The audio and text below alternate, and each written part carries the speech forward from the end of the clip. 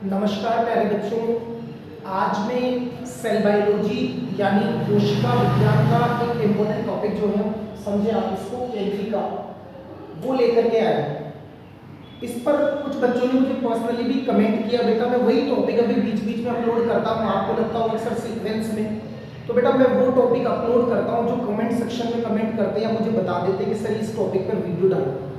तो आज का जो टॉपिक है वो है न्यूक्लियोलस, और न्यूक्लियोलस को केंद्रिका कहते हैं और इसी के लिए केंद्रिक शब्द भी काम में आता है।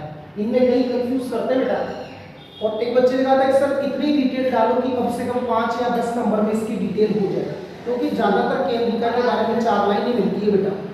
तो मैं केंद्रिका को पूरी डिटेल से पढ़ाने का प्रयास करूंगा और प्रॉपरली इसको एक्सप्लेन करने की कोशिश करूंगा। ठीक है बेटा, तो स्टार्ट करते हैं। आज का टॉपिक है न्यूक्लियोलस या केंद्रिका, और इसी को केंद्रिक भी कहते हैं। पहले बेटा मैं एक छोटा सा रफली डायग्राम बनाता हूं, और ये मैंने मान लो कि ये सेल बनाई सा, और ये सेल का न्यूक्लियस है केंद्रक। केंद्रक में गुणसूत्र या क्रोमोसोम होते हैं और एक सघन कण के जैसी संरचना होती है, इसी को कहते हैं केंद्रिका या न्यूक्लियोलस। ये पूरी संरचना तो केंद्रक है बेटा, न्यूक्लियस, और एक कणनुमा संरचना केंद्रिका है। देख, सबसे पहली बात, ये बेटा सिर्फ और सिर्फ यूकेरियोटिक कोशिकाओं के अंदर ही पाई जाती है। यूकेरियोटिक कोशिकाओं में ही केंद्रिका पाई जाती है। सर प्रोकैरियोटिक में क्यों नहीं पाई जाती? तो बेटाओं आप सब जानते हो, प्रोकैरियोटिक कोशिकाओं का जो केंद्रक या गुणसूत्र होता है वो साइटोप्लाज्म के अंदर पड़ा रहता है, वहां पर केंद्रक झिल्ली तो होती नहीं। तो बेटा ये सिर्फ और सिर्फ यूकेरियोटिक सेल के अंदर पाई जाती है केंद्रिका, प्रोकैरियोटिक में नहीं पाई जाती। अगर मैं इसकी खोज की बात करूं तो एक साइंटिस्ट है बेटा जिनका नाम था एफ फोंटाना। इस एफ फोंटाना ने 1781 में केंद्रिका की खोज करी थी बेटा। तो अगर इसकी आपसे कोई खोज पूछे तो इसकी जो खोज करी थी 1781 में एफ फोंटाना ने करी थी। बीएससी वाले जो बच्चे हैं उनके डायरेक्टली क्वेश्चन पूछ भी रखा है, बॉटनी और जूलॉजी दोनों में से किसी में भी पूछ लेता है कि केंद्रिका की खोज कब व किसने की। बच्चा चेक देता है डायरेक्ट केंद्रक। अरे बेटा केंद्रक की बात नहीं चल रही, इस केंद्रिका की बात चल रही है। अच्छा, इसको जो केंद्रिका नाम दिया था बेटा, वो केंद्रिका जो नाम दिया था वो बोमन नामक वैज्ञानिक ने इसको नाम दिया था। और इसकी जो डिटेल है यानी इसकी जो विस्तृत व्याख्या है वो वेगनर नामक वैज्ञानिक ने की थी। तो वंस अगेन एक बार फिर से रिपीट कर रहा हूं, तसल्ली से समझे। न्यूक्लियोलस या केंद्रिका, बेटा उसको केंद्रिक भी कहते हैं। मैंने रफली एक डायग्राम बनाया है।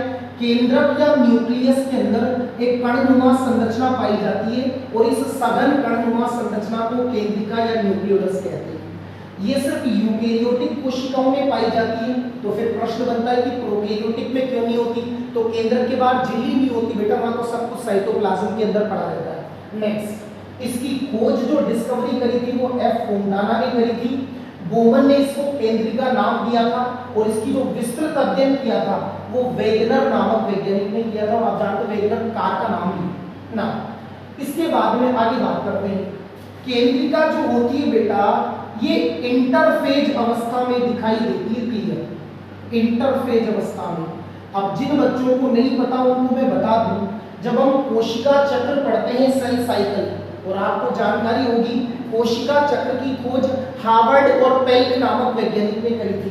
तो कोशिका चक्र में एक अवस्था आती है इंटरफेज या अंतरावस्था, उसमें ये क्लियर कट दिखाई देती है बेटा। लेकिन जब अपन इसके अंदर बेटा एम फेज पढ़ते हैं कोशिका चक्र की, तो उसमें आपको पता है प्रोफेज, मेटाफेज, एनाफेज और टीलोफेज। तो प्रोफेज में तो ये विलुप्त हो जाती है बेटा, और टीलोफेज में पुनः प्रकट हो जाती है। कंपटीशन लेवल पर बहुत बहुत इंपॉर्टेंट बात है। केंद्रिका कोशिका विभाजन की प्रोफेज अवस्था में तो विलुप्त हो जाती है और बेटा टीलोफेज अवस्था में पुनः प्रकट हो जाती है। क्या मेरी बात क्लियर है बेटा? ठीक है सर।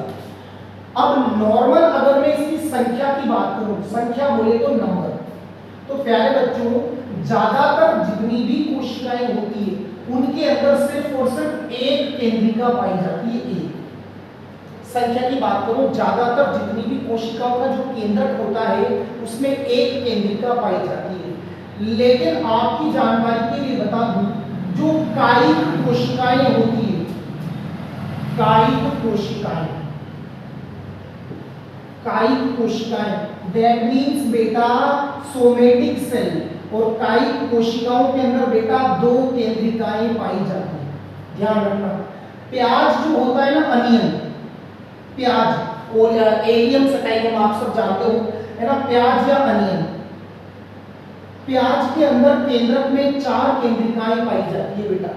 मेंढक का जो अंडाणु होता है, यानी उभयचर जंतु का अंडाणु, इसके अंदर 1000 से भी ज्यादा केंद्रिकाएं पाई जाती है। और सबसे ज्यादा बेटा एक जंतु है जिसका नाम है जीनोपस, जीनोपस। इस जीनोपस के केंद्र में लगभग 1600 केंद्रिकाएं पाई जाती है, 1600 केंद्रिका पाई जाती है। फिर से रिपीट कर रहा हूं, सामान्यतया एक कोशिका में इसका नंबर 1 होता है बेटा, कायिक कोशिकाओं या सोमेटिक सेल में इसका नंबर 2 होगा, प्याज अनियन के अंदर 4 होता है, मेंढक का जो अंडा होता है बेटा, उभयचर जंतु होता है मेंढक, मेंढक के अंडे के अंदर 1000 से भी ज्यादा केंद्रिकाएं पाई जाती है। और बेटा जीनोपस के अंदर 1600 या इससे भी अधिक केंद्रिकाएं पाई जाती है। क्या आपके ये इसकी हिस्ट्री और संख्या के बारे में कॉन्सेप्ट क्लियर हो गया? हो गया। एक 5 स्टार मोस्ट इंपोर्टेंट बात बताने जा रहा हूं, केंद्रिका बेटा झिल्ली विहीन होती है, इसके चारों तरफ कोई मेम्ब्रेन नहीं पाई जाती। That means it is also membraneless cell organelle. इसके बाहर केंद्रक झिल्ली, सॉरी, जो झिल्ली होती है मेम्ब्रेन वो अनुपस्थित होती है, मतलब झिल्ली विहीन कोशिका अंग होता है। इस बात पर थोड़ा सा आप नोट करना बेटा, ठीक है? क्या इतनी बात क्लियर है?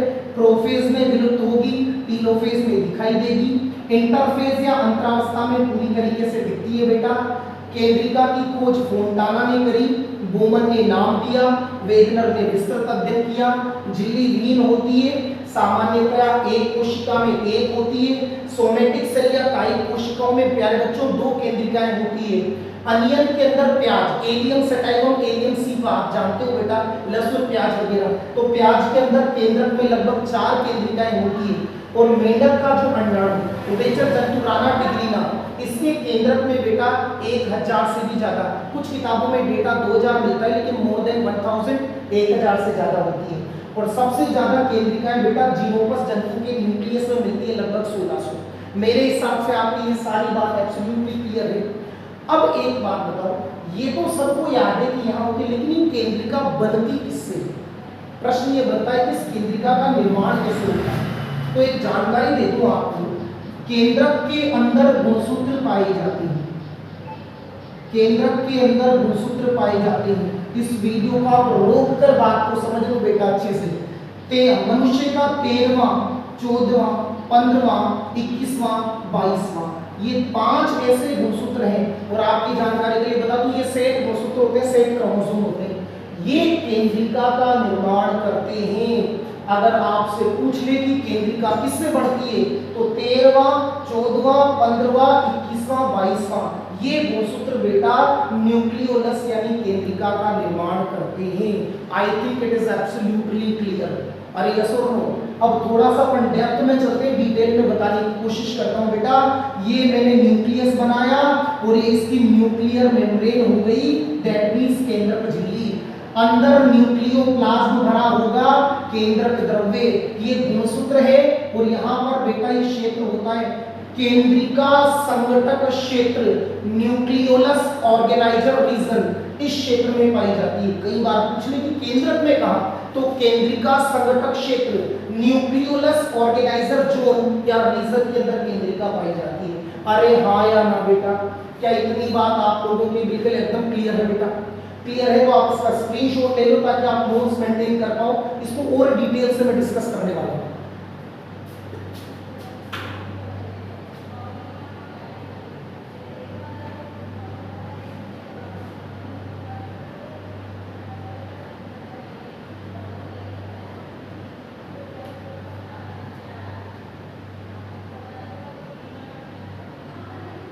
चलो अब मैं इसको रफ करता हूं, आगे अपन डिटेल समझते हैं, क्योंकि इसके डिटेल मिलती नहीं है ज्यादा बेटा। देखो आगे इसकी डिटेल समझते हैं।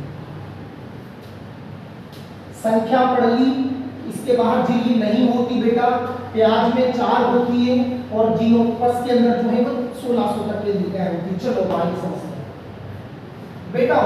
अगर मैं इसकी स्ट्रक्चर बनाऊं तो इसकी बनाई जाती है परासंरचना, दैट मींस अल्ट्रा स्ट्रक्चर।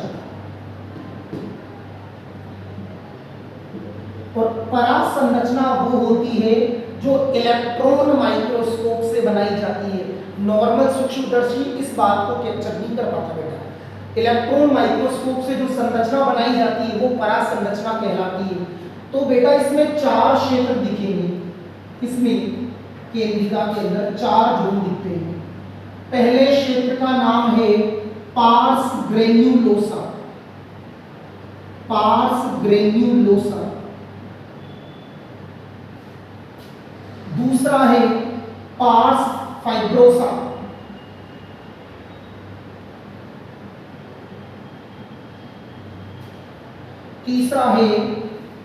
तीसरा जोन जो इसके अंदर होगा वो होगा पार्स एमोर्फा। अभी डिटेल से समझाऊंगा बेटा।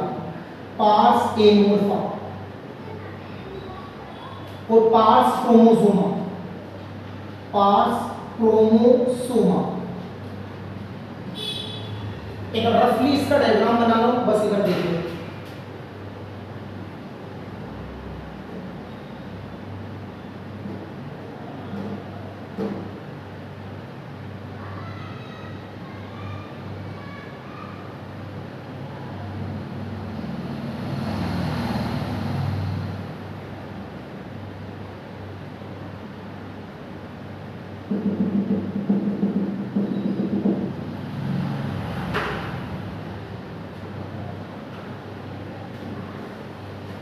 चलो कोई बात नहीं।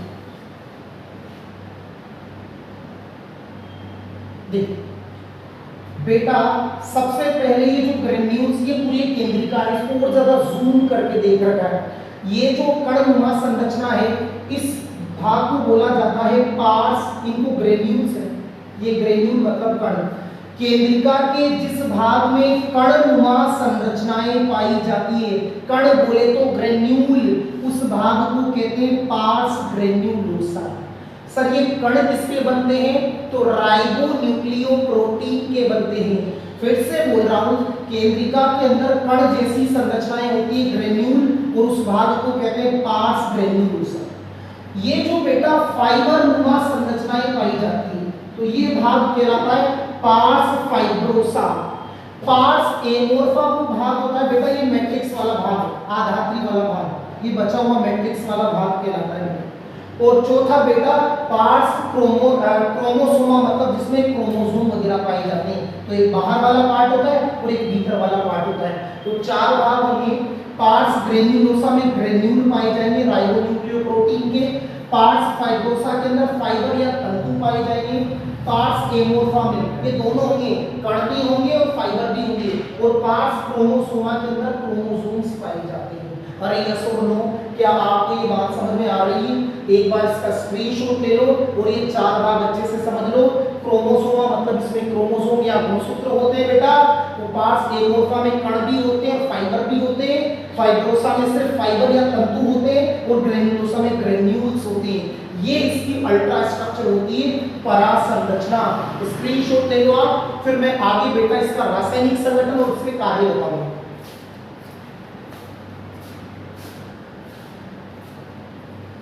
चलो अब बात करते हैं बेटा इसका रासायनिक संगठन, इसके अंदर क्या क्या होता है। तो सुनो साहब, यानी मैं कह सकता हूं बेटा केंद्रिका का रासायनिक संगठन, केमिकल कंपोजिशन ऑफ न्यूक्लियोलस। केंद्रिका का रासायनिक संगठन क्या क्या होगा सर? तो बेटा इसमें डीएनए से रिलेटेड एंजाइम पाए जाएंगे इसके अंदर एक, साथ में कैल्शियम आयन पाए जाएंगे। इसके अलावा एक एंजाइम पाया जाएगा एसिड फोस्फेटेज, एसिड फोस्फेटेज, ये एंजाइम इसके अंदर होंगे बेटा। डीएनए और आरएनए के सिंथेसिस से रिलेटेड भी कई सारे एंजाइम इसके अंदर पाए जाते हैं। क्या बात समझ में आई बेटा? तो ध्यान रखना, डीएनए से रिलेटेड एंजाइम होते हैं, एसिड फोस्फेटेज होता है, कैल्शियम आयन, और डीएनए और आरएनए को बनाने से रिलेटेड भी कई सारे एंजाइम होते हैं। अब एक चीज सोचो, आरएनए को बनाने वाले एंजाइम कहो या डीएनए, डीएनए बनेगा तो आरएनए खुद ही बनेगा। अरे डीएनए से तो आरएनए बनता है, सेंट्रल डोग्मा क्या कहता है, डीएनए का ट्रांसक्रिप्शन होगा तो एमआरएनए बनेगा। जब आरएनए बनेगा तो आरएनए को बेटा केंद्रिका बनाती है। अरे ये सुनो, आरएनए और प्रोटीन को तो बनाती है केंद्रिका। तो सुनो, ये सारे के सारे एंजाइम इसके अंदर मौजूद होते हैं। इसका काम क्या है, अगर आपसे तो इसका फंक्शन पूछ ले बेटा, देखिए तो इसके दो तीन फंक्शन है। एक तो मेन फंक्शन ये है कि आरएनए का निर्माण करती है, और मोस्टली स्पेशली बेटा आरएनए के निर्माण में सहायता करती है केंद्रिका। दूसरा, ये राइबोसोम के निर्माण में भी मदद करती है बेटा, राइबोसोम के निर्माण में भी मदद करती है। इसके अलावा प्रोटीन निर्माण में भी मदद करती है बेटा ये। अब आप बोलोगे सर कैसे? अरे अगर जब आरआरएनए और प्रोटीन बना देगी तो इससे तो राइबोसोम बढ़ता ही है बेटा। अरे यस और नो, तो आरआरएनए को बनाने में मदद करती है, पहला कार्य। प्रोटीन संश्लेषण में मदद करती है, दूसरा कार्य। राइबोसोम बनाने में सहायता करती है, तीसरा कार्य फंक्शन हो गया, कार्य नंबर 4। फोर्थ, ये जो है बेटा कोशिकीय विभेदन, विभेदन और उपापचय नियंत्रण। मतलब प्यारे बच्चों, ये भी जान लो कि जो केंद्रिका होती है ये तो दुनिया ही जानती है बेटा, लेकिन ये जो है कोशिकाओं का जो विभेदन होता है, डिफरेंशिएशन, उसको भी कंट्रोल करती है।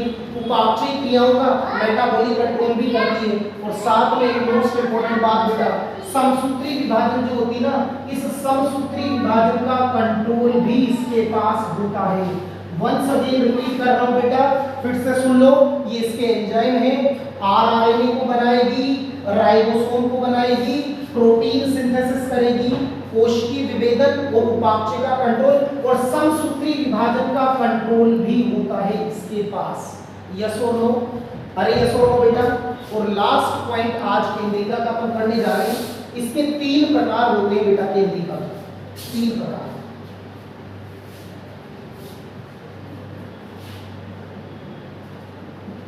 Types of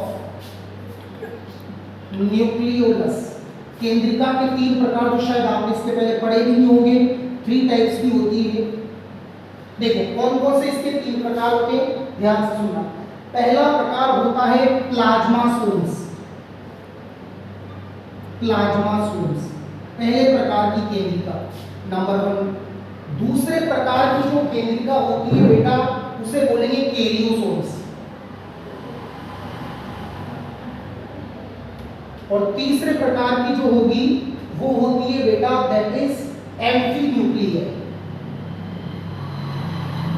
एम्फीन्यूक्लियाई। अब आपको बताऊं, ये चीज बहुत रेयर मिलेगी, मिलती नहीं। ऐसी केंद्रिका जो अम्लीय अभिरंजकों से अभिरंजित हो जाती है। अम्लीय अभिरंजक जैसे इओसिन हो गया, अम्लीय अभिरंजकों से जो अभिरंजित हो जाती है उसे प्लाज्मोसोम कहा जाता है।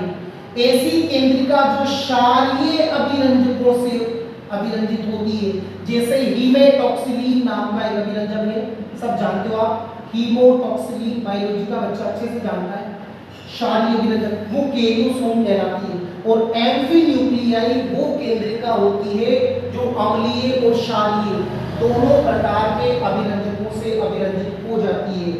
2 मिनट के अंदर पूरा एक बार रीकैप कर देता हूं ताकि आपको लेक्चर अच्छे से समझ आ जाए, आप प्रॉपर नोट्स मेंटेन कर पाओ। हम केंद्रिका पढ़ रहे हैं बेटा, न्यूक्लियोलस। केंद्रिका को एक केंद्रिक कहते हैं। इसकी खोज एफ फोंटाना ने करी थी। इसको जो नाम दिया था बोमन ने दिया था। व्याख्या जो करी थी, डिस्क्रिप्शन जो दिया था वो वेगनर ने दिया था। इसका नंबर 1 हो सकता है, 2 हो सकता है, 4 हो सकता है, 1000 हो सकता है और 1600 हो सकता है। इसके बाद इसके अंदर डीएनए, आरएनए को सिंथेसिस से रिलेटेड एंजाइम्स प्रेजेंट होते हैं। 4 भाग होते हैं, ग्रेन्युलोसा, फाइब्रोसा, एमोर्फा और क्रोमोसोमा। अरे ये सब 4 पार्ट होते हैं इसके। दूसरी बात, अभिरंजकों के आधार पर 3 प्रकार की दैट इज द प्लाज्मासोम्स, कैरियोसोम्स और एम्फी न्यूक्लियाई। केंद्रिका किससे बढ़ती है?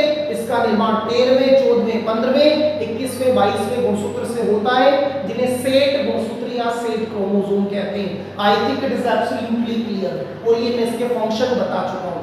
ठीक है बेटा, इसको एक या दो बार देखना कंप्लीट डिटेल में। ठीक है, थैंक्स।